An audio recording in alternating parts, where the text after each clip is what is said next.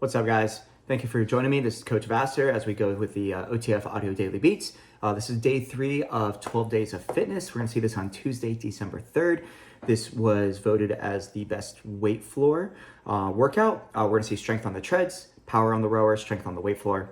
As always, I'll go a little bit over everything with the key concepts: top of the treads, rower, weight floor, 3G, and then get you on out of here.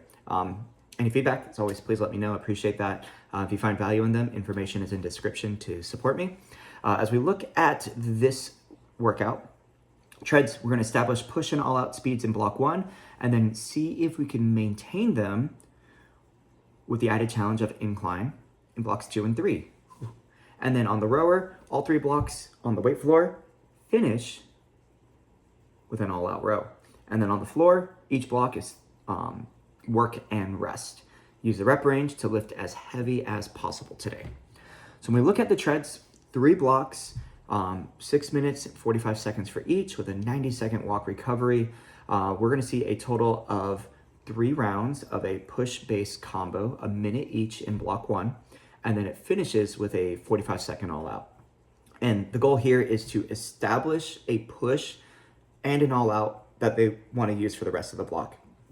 So you could start them right in the middle of the road. So power walkers, 5% or greater, joggers and runners, anywhere from like 1 to 2 of your base speed, and then build from there. Now, one of the reasons why power walkers are 5% or greater is because they are going to go up on the incline in blocks 2 and 3. So if anything, give them that heads up like, hey, let's keep it lower on the incline. Let's focus on the walk speed to increase that intensity as a power walker today. Perfect world, they should be hitting that orange, within the first 30 to 45 seconds, or at least really high green, maybe getting into that orange as they transition back to base from that cardiac drift. 3 rounds here. So in a way, it's also 3 opportunities to find that perfect 1-minute push that they feel great with. When they finish those 3 push-based combos, they have a 45-second all-out. One thing to be aware of is when you do the final 1-minute base, that's when you want the weight floor to transition over to the rower. So the weight floor will get, if they start with the treads, they'll get a total of 5 minutes for their 2 movements on the floor. They have a minute to get over to the treadmill or to the rower. And then they do a 45-second all out when the treads do an all out. And that's gonna be the same for every single block. So they always get at least 5 minutes of weight floor time before that all out row. Obviously more if you do the setup quick and you get them started while you're getting the treads set up. Now block 2, the push is gonna decrease by 15 seconds.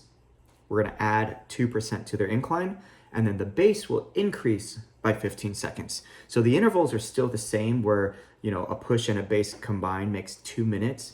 They'll have 3 rounds and of course an all out.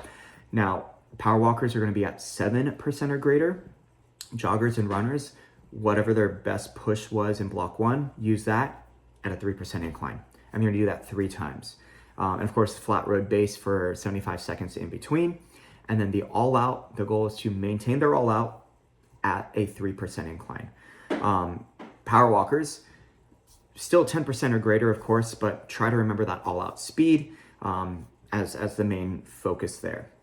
After a 90-second walk recovery, back to base when they're ready. 3rd and final block, we'll take away another 15 seconds from the push, add that to the base, and of course, bump up the incline even more. So 30 seconds, 5% incline. Power walkers, it's 30 seconds, 9% incline or greater with that push speed from block 1. 3 rounds, and of course their 45-second all-out is at 5%. If anyone is on the bike and the strider, for all 3 blocks, we're just gonna have them alternate between a push and a base gear until the all-out. So I'm not gonna increase or anything like that. If you want to, you could try to challenge them to maintain their push gears, but maybe bump up their RPMs by about 3 to 5 RPMs on average each block. That might be another way to kind of incentivize some type of challenge. That way that quicker speed at that same gear will increase their watt output as well. Now, when we look at the weight floor, 3 blocks, as mentioned earlier, 6 minutes, 45 seconds. They'll get about 5 minutes to work with their 2 movements before they head to the rower and do a 45-second all-out row. And the goal here is to hit the best all-out row, and so try to match it or beat it from block 1, block 2, block 3. When it comes to the weight floor movements themselves, we are going to see dumbbell incline chest press, 6 to 10 reps. So allow members to choose a rep that feels good for them and lift as heavy as they can for that number of reps. Obviously, if they could lift really heavy and get 10, maybe they could slow it down and try to get 8 at that same weight. Or if they're lifting, a moderate tempo and they're getting 10, have them go heavier. If they struggle to get 6, but they still maintain good form, keep them there. If they are all over the place, have them pull back on the weight and try to still hit 6 reps with a better tempo. So incline chest press, rest, and then the front-loaded single arm lateral lunge. So dumbbells on one shoulder, they're going to step the other direction. They'll do 6 to 10 on that side, dumbbell on the other side, step the other direction. Great option for this one is they could keep it as a lateral shift. Or if people are comfortable putting the benches flat, they could do that contralateral load and do like a lateral step up. Obviously, then they're gonna have to put the bench up and down, so just be aware of that. When we look at block 2, we're gonna have an incline tricep extension, and that's gonna be paired up with the deadlift. So they're gonna see a lot of different weight selections at their area. This is one where if you have the foresight to get people to kind of be matched near each other, or just, give them that heads up, like you don't have to do it in that order. Maybe while your neighbor is doing the triceps, you're using their weights to do your deadlifts. And then that way, after the deadlifts are done with you, they could use those weights for deadlifts while you do the tricep extension. Sharon is Karen here. Same thing, they get about 5 minutes or so. And then during the last base on the treadmill, 75 seconds. After you get them to base for about 15, that's when you want the weight floor to shut down and head to the rowers.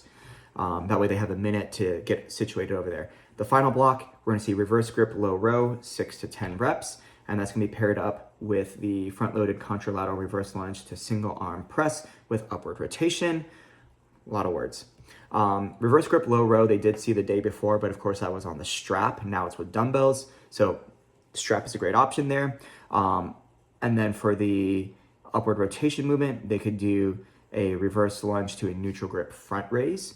And think of that as actually 2 different movements. So they want to do the reverse lunge, pause, then rotate as you press. Everything from the foot to the head should rotate together to maintain, structural integrity and safety, especially with that lower back.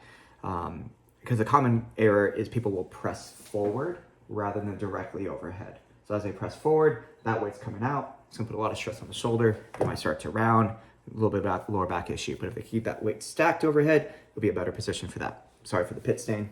It's the deodorant. And then they finish with one more all out. That's it. Opportunity for members to lift heavy, especially with deadlifts, and the low row and the chest press.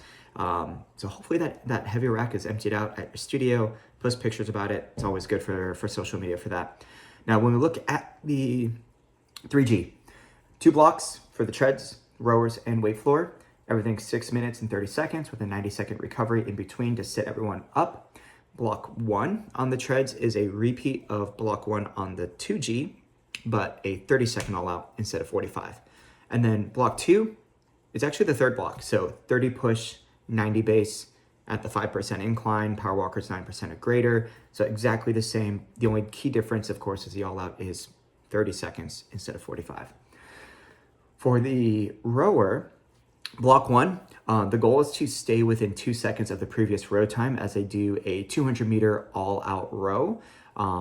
Rest after they've completed the squat hold with bicep curl if needed. It's almost like work and active recovery. If they do an all out, they need to rest and catch their breath before they do the squat holds. Sure, why not? They'll probably get 3 attempts here. That 200 meter all out probably take about, 45 seconds or less. And then the squat hold, get them up, transition, do the movements. That's another 45 to 50 seconds, so about 90 seconds. So yeah, they'll probably get 3, maybe 4 attempts in. When we look at block 2, it's a 30-second all out row. And then the med ball alternating halos. So it starts at your chest, core's locked, moves around the head, 1, come back the other side. There's 2 for 12. and they're trying to stay within 20 meters of their previous row distance. With 30 seconds, you'll see anywhere from like 100 to 200. I usually see like, closer to like 150-ish or so to maybe like 180, or like 120 to like 180. So definitely a good opportunity for people to really be emphasizing that explosive power for that short duration. A good thing with this block is it's timed up with the treads in that first effort. So at the very least, get them to get that stored program set up, but create that hype, create that energy to kick off that 30-second push for the treads with that 30-second all out for the rower. Now, when we look at the weight floor, we're going to see those 6 movements from 3 blocks broken down into just 2 blocks. So in block 1, we're going to have incline chest press, the lateral lunge, and reverse grip low row. So 2 upper body and a lower body. And then when we look at block 2, we're going to see the tricep extension, the deadlift, and that combo reverse lunge to single arm press with upward rotation. And then they'll choose from either the deadlift or the incline chest press as their finisher. 6 to 10 reps for everything, rest after each movement. They should get at least 2 rounds in, so moderate weight for that first round, and then see if they could go heavy on that second round. And if they have time for a third attempt, even better. And that's a 3G for December 3rd. Best of luck, coach you down. I'll catch you all next time.